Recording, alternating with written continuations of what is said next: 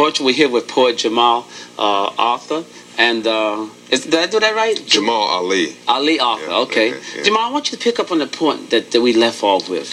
Well, what I was saying is about this quote from Herodotus, this guy that invented writing, came to the king and explained to the king the advantage of writing, being able to preserve knowledge and all the rest of that.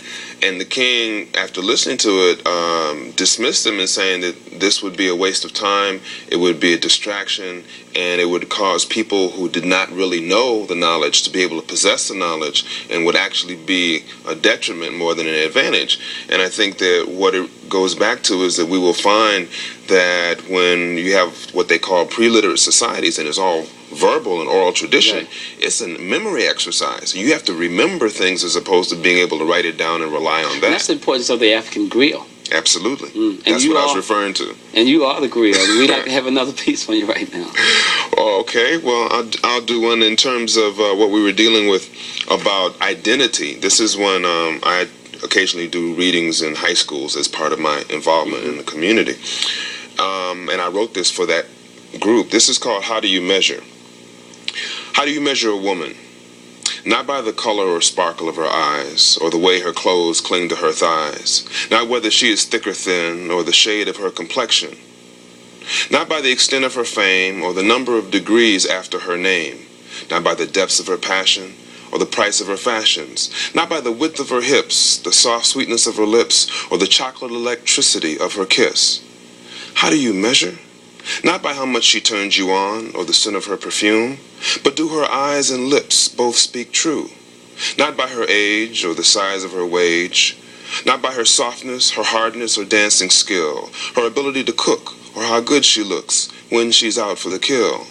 Not by the length of her nails, or the length of her hair, by the curve of her behind, or the wealth of her bust line, but by the size of her heart, her capacity to nurture and care, to be open and share, by the wisdom she uses to light her life, knowing herself as queen, carrying herself so her quality is seen.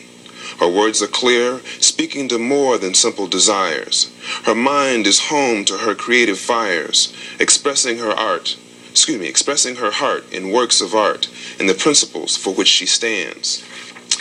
How do you measure a man? Not by his height or his ability to fight, if his voice is loud or he's well endowed. Not by his shoulders' width, his ability to kiss, by the clothes he wears or how he cuts his hair. Not by his strength or what he pays in rent. Not by the cost of his wheels, but can he tell fantasy from the real? Not by the price of his suits, but does he know his roots? How do you measure? Not by the tightness of his jeans, but if he says what he means. By the quality of his mind, is his consciousness aligned? By the knowledge he has gathered and put to use. By the strength of his will, are his commitments fulfilled? By the openness of his heart, can he be strong and tender too?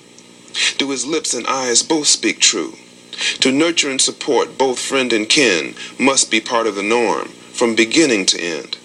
Do you know he is king by the way he lives? Does he make others greater by the caring he gives? His mind is sharp, filled with creative sparks. He works to fan into flames. His heart is wise and mature enough to have no need for games.